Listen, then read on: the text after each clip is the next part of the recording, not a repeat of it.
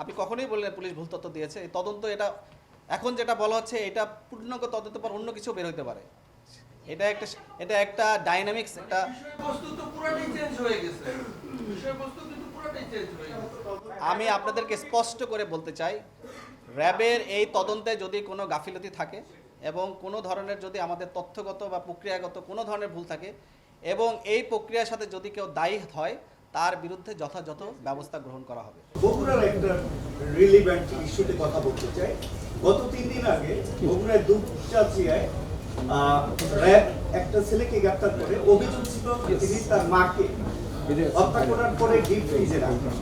তো RAB brief দিয়েছিল এটা, কিন্তু 3 দিন পরে পুলিশের তদন্তে বেরিয়ে আসে যে মূলত ছেলে অপরাধী নয়, ওই তার মাকে হত্যা করেছে 4 তলার মাবি আক্তার নামে যে ভাড়াটিয়া, তার দুজন সদস্য। তো এই যে পুলিশ এবং র্যাবের যে ভিন্নমুখী অবস্থানটা, এখানে আসলে বাস্তবতা কি? আরেকটা বিষয় যেটা বলবো, যে যদি কোনো র্যাবের 2-4 জন সদস্য কোনো অপকর্মে অপরাধে জড়িয়ে থাকে, সেক্ষেত্রে আপনাদের এই দায় কি পুরো ডিপার্টমেন্ট নেবে?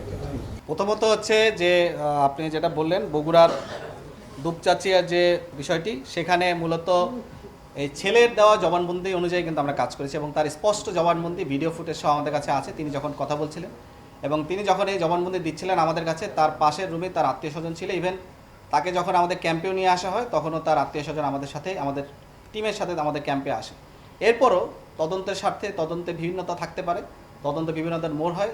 তদন্তকালীন সময় যদি আমাদের কোনো সহায়তার দরকার হয় আমরা অবশ্যই সহায়তা করব। এছাড়াও যেটা বললেন যে আমাদের র্যাবের কোনো সদস্যের জন্য যদি কোনো ধরনের অভিযোগ বা কোনো ধরনের গাফিলতি পাওয়া যায় আমরা অবশ্যই তার ব্যবস্থা নিব এবং আমরা তদন্ত সাপেক্ষে সে ধরনের ব্যবস্থা নেব। আমাদের কাছে যদি অভিযোগ আসে আমরা অবশ্যই এটাকে খতিয়ে দেখব। তাহলে ভাই আপনাদের বক্তব্য অনুযায়ী বিষয়টা এরকম দাঁড়ালো না যে আসলে দুইটা সংস্থা দুই রকম, সে তো 164 করে নাই, সে আদালতে 164 করে নাই। আপনাদের কাছে যে জবানবন্দির কথা বলেছেন, আপনারা মিডিয়া ট্রায়ালে কিন্তু আপনাদের র্যাব 2 এর সে র্যাব 12 কর্মকর্তা অধিনায়ক তিনিও কিন্তু বলেন না যে সে স্বীকারোক্তি দিয়েছে, কিন্তু আদালতে সে অস্বীকার করেছে, যার কারণে তাকে রিমান্ডে নেওয়া হচ্ছে।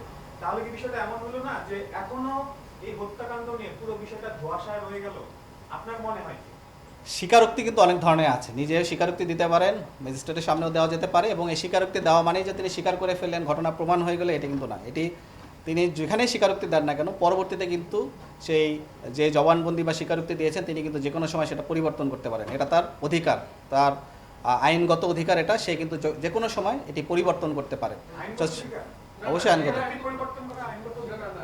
স্বীকারোক্তি আমি যখন দিয়েছি এরপরে যদি আমি এটাকে পরিবর্তন করতে চাই এটা আমার আইনগত অধিকার, আমি যে কোনো সময় এটা পরিবর্তন করতে পারবো। আমাদের যদি কোনো গাফিলতি থাকে এটা একটা তদন্তাধীন বিষয়, উভয় সংস্থায় তদন্ত করছে। আমরা পুলিশের সাথে সহায়তা করব, পুলিশ আমাদেরকেও যদি তাদের দরকার হয় আমাদের সাথে যোগাযোগ করতে পারে, কিন্তু তদন্তে যদি আমাদের কোনো গাফিলতি হয় এবং এই গাফিলতিতে যেই এটার দায় হবে তাদের বিরুদ্ধে আমরা ব্যবস্থা নেব। এইভাবে একটা ছেলেকে মিডিয়ার সামনে এনে মায়ের খুনি বলা, এই মিডিয়া ট্রায়ালের দায় কি র্যাব নেবে কিনা? কারণ এখানে আরেকটি সংস্থা তদন্ত করে দেখেছে যে পুলিশ তারা বের করেছে যে ভাড়াটিয়া, তাহলে আপনাদের তদন্তে তো আসে নাই। আপনারা তদন্ত পূর্ণাঙ্গ না করার আগে কি মানুষকে খুনি দায় করিয়ে আপনারা মিডিয়ার সামনে ট্রায়াল দিলেন কেন? আমি যেটা বলেছি যে তার দেওয়া তথ্য মতে এবং তার সাথে নিয়ে আমরা যে সমস্ত আলামত উদ্ধার করেছি সেটার ভিত্তিতেই আমরা আপনাদেরকে জানিয়েছি। মিডিয়া ব্রিফিংটা কিন্তু মূলত একটা সামাজিক সচেতনতামূলক কাজ, একটা প্রিভেন্টিভ মেজার্সের একটা অংশ হিসেবে নিবারণমূলক যে কাজ, মানুষ যাতে এখান থেকে শিক্ষা নেয় এবং আমাদের যে অপরাধমূলক কার্যক্রম আছে সেখান থেকে আমরা যাতে সচেতন হই, এটাই কিন্তু একটা উদ্দেশ্য। এটা কিন্তু অন্য কোনো উদ্দেশ্য না। মানুষকে সচেতন করা এবং নিবারণমূলক যে কার্যক্রম তারই অংশ হিসেবে মূলত আমরা এটাকে কাজ করি। আপনি কখনোই বললেন পুলিশ ভুল তথ্য দিয়েছে। এই তদন্ত এটা এখন যেটা বলা হচ্ছে এটা পূর্ণাঙ্গ তদন্তের পর অন্য কিছু বের হতে পারে।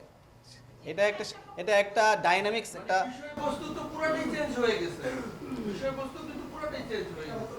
আমি আপনাদেরকে স্পষ্ট করে বলতে চাই, র্যাবের এই তদন্তে যদি কোনো গাফিলতি থাকে এবং কোনো ধরনের যদি আমাদের তথ্যগত বা প্রক্রিয়াগত কোনো ধরনের ভুল থাকে এবং এই প্রক্রিয়ার সাথে যদি কেউ দায়ী হয় তার বিরুদ্ধে যথাযথ ব্যবস্থা গ্রহণ করা হবে।